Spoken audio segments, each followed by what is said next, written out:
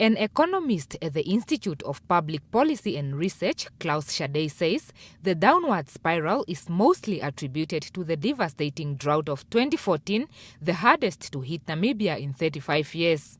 He says although average and above average rainfall patterns are projected for the next year, the outlook on the sector remains highly uncertain.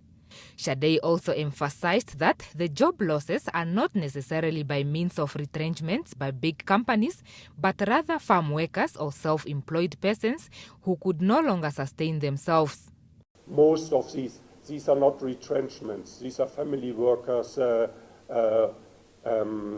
self-employed subsistence farmers and so on. They will have work this month, next month, at least for an hour or two. It's not to say that that is enough to sustain yourself, but according to the international definition, they are employed. About 600,000 Namibians in rural areas were in dire need of food last year due to the drought, which affected crop harvests and killed most of their livestock. This reflects dire constraints for a country where 70% of the population is heavily dependent on agriculture. It's understandable if you haven't received rainfall, then in the communal areas there's absolutely no work. The survey is conducted in October, which is also always a low season for communal agriculture.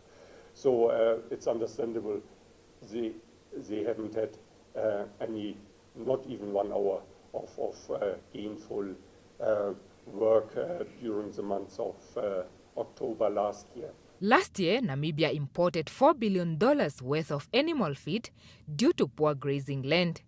Despite the challenges, Schade projects the agricultural sector to grow by an average rate of 10% during the first quarter of next year. Furthermore, 31,000 jobs were lost in the wholesale and retail sectors, whereas 11,000 in public administration lost their jobs, including an additional 7,944 employees in the private sector last year.